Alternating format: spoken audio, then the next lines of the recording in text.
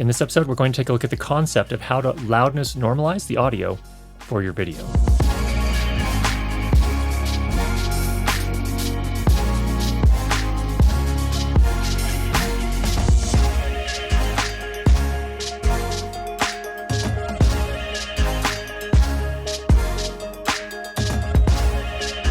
Very quickly, a few things we need to cover. If you're not sure of the difference between loudness and volume, go back and check this previous video where we cover that.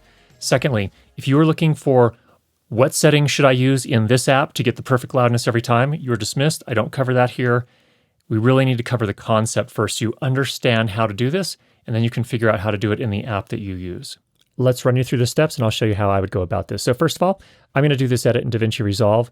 I just have a few clips that I've dropped in here, some additional intro music, a little talking head part, and then we have some outro music along with a kind of a closer here. So nothing terribly complicated, just to give us an illustration here. So first, you finish your edit. Do your edit first, and then it's time from there to do a little bit of audio work. So first of all, what I would do is any sort of cleanup that I find on any of the individual clips, and you can do that a variety of ways. There are a bunch of plugins here. Most nonlinear editor video editing apps have plugins that you can use on audio, or you can round trip to your favorite digital audio workstation app, whatever works for you. That's fine. In DaVince Resolve, there is a digital audio workstation built in called Fairlight, so then I could do that work right here. Then what we're going to do here is a super basic mix is I'm going to fade this music down behind Emma when she starts talking, and then we're going to fade it back up at the end once she stops talking and we go into the outro. So super simple there. Obviously, mixing is far more involved than that. If you're working on a short film, for example, there's a ton of other stuff you could do to really sweeten your sound. This is not about that. So what do we do next? Once we've finished our mix, the next thing we need to do is export our mix or bounce it to a stereo mix. So here, for example, I'm going to come up to timeline, bounce mix to track. We're going to put it on a new track. Go ahead and click OK. Now it takes all those audio clips that you have in your edit and mixes them together and puts them on a new track. That's what we have down here. So I'm going to go ahead and mute these two here. We don't need those anymore. Now we're just going to work with this. Now, this is where we can start the loudness normalization process. Again, once you finish your mix, don't worry about loudness normalizing individual clips within your edit. That's not really necessary. What you're doing in the mix before you get to this loudness normalization phase is you're really just using your ears to judge how loud does the music need to be relative to the dialogue so that it's not a jarring experience for your audience. That's all you're really focused on during the mix. Then once we bounce the mix out and we're ready to loudness normalize as a last step, that's when we work on the overall loudness target. Now, we could do that here in DaVince Resolve. They do have some tools here. There's a loudness meter, and you can also come up into your project settings here. And on the Fairlight tab, you can set your target loudness level. Here, we set it to -16. So we could do that in here. The problem with doing it in here, for me, is that it doesn't do it offline. You actually have to play through the entire piece to get what is called your integrated loudness reading. That is, how loud is the overall video? And that's when you're looking at LUFS or LKFS, which we talked about in our previous video.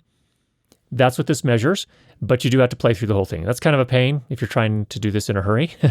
So I'm actually going to move this bounced file, this bounced mix, over into Izotope RX. Now, in Izotope RX, we can actually get a reading on the overall loudness very quickly. You see we have this loudness control panel here, and it's already measured the integrated loudness of the entire mix at -19.9. Okay. Now, as we mentioned in the previous video, because this is mostly spoken word content with a little bit of music at the intro and outro, we're really kind of going to aim for about -16 to -17. So somewhere in that range there will give us a consistent result. And if we upload all of our videos at that level, that loudness, then we'll have really great consistent results. The reason we talked about targeting -16 to -17, we talked about in our previous video. So if you're confused by that, go back and watch that, and then come back here. Okay, so what do we do here? Well, there are a few things. First of all, we need to measure our overall loudness, and that's what we've done already here. So we're at -19.9, effectively -20 LUFS. And we want to get our audio loudness to -16 or -17, between there. So we've also measured the dB true peak. That's how much headroom we have. Now, the reason this is important, let me just show you here. If we need to make our audio louder, and I'll just show you this here. I'm going to add 3 dB to our overall audio. Okay, looking good still. If I do another 3 dB, oh, we've got a problem. Have you noticed that? these peaks now, these transients, have hit 0 dB. That means if I play this back, they'll sound distorted, and I don't want distortion, obviously.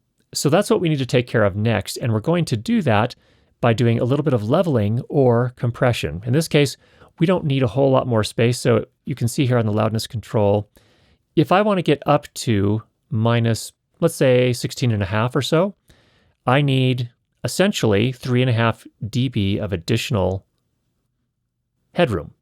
And it turns out that we're really pretty close to that. We've already got 4.5 dB of headroom, so that's good. But we also have this true peak ceiling that we want to keep.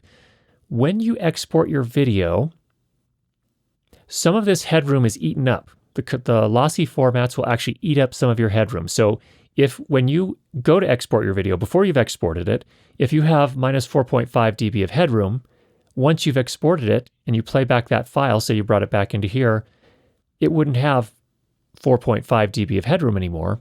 It would have less than that, probably closer to 3 dB of headroom. So what you need to do is that you need to take into account the fact that once you add some loudness to your audio, you need to still leave minus 1.5 dB true peak headroom. So we need to take that into account as well. So here, if I wanted to get to minus 16, for example, that's 4 dB higher, or 4 LUFS higher.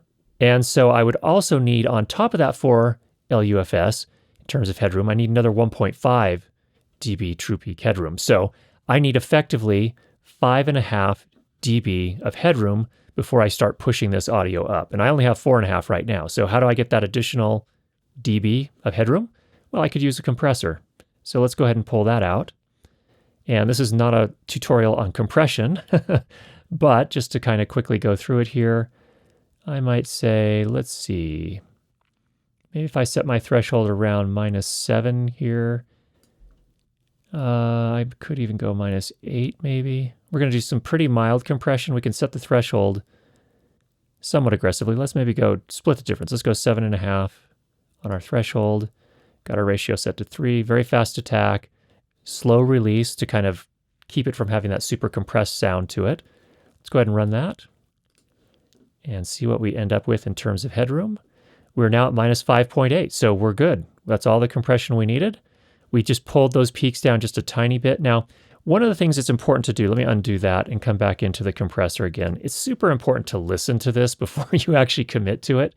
So let me just play a little bit of the audio really quickly so you can hear what the compression is doing to it.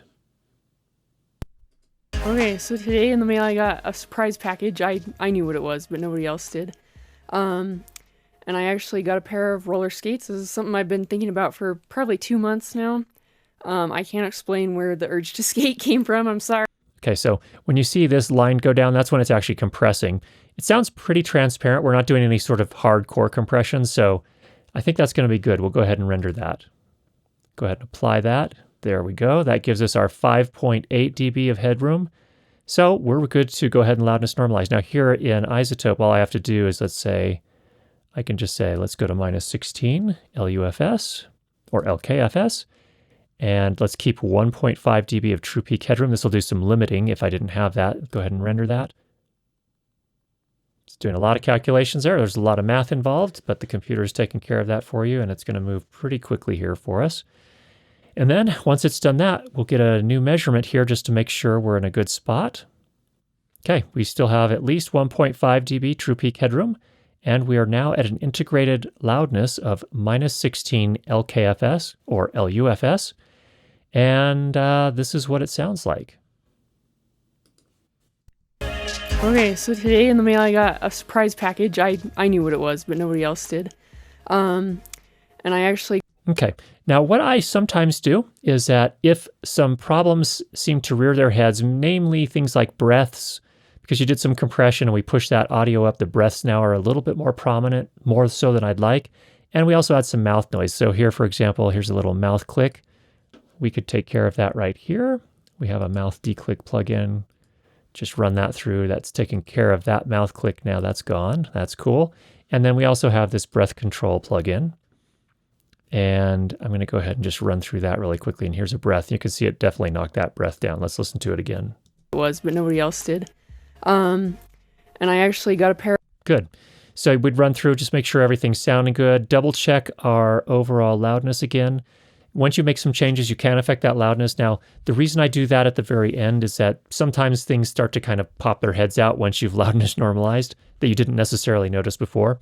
But you just need to make sure and do a final loudness check before you commit, and say, okay, I'm done, I'm ready to go, and get this back into my video editing app. So we're still at minus 16.1. We still have a dB true peak of at least 1.5, so we're good to go. So all I have to do here is save this. When I pop back over here, it's loaded the new mix in. I've muted these other two, the original audio, so now I'm good to export. I can go over here into the Deliver tab, and I can deliver the output with my final loudness normalized audio, and we're good to upload from there. So hopefully that was helpful in understanding the concept of the kind of the practical steps you have to take to loudness normalize your audio. We may come back and cover how to do this in other apps as well. Here was an example in DaVince Resolve and Izotope RX, typically falling into my workflow. Adobe Audition and Premiere also have a number of great tools that allow you to do that. I was, and generally still am, a Final Cut Pro 10 editor, but I don't really find the tools there in that app very good for loudness normalization, sadly. So I typically have to come out to another app to take care of the loudness normalization. So there's a look at the pragmatics and the concepts of loudness normalizing the audio for your video. If you have any questions, go ahead and leave those down below. If you've not already subscribed, make sure you do that. And we'll be sure to get you more great videos on how to improve your lighting and sound for video. Talk to you soon.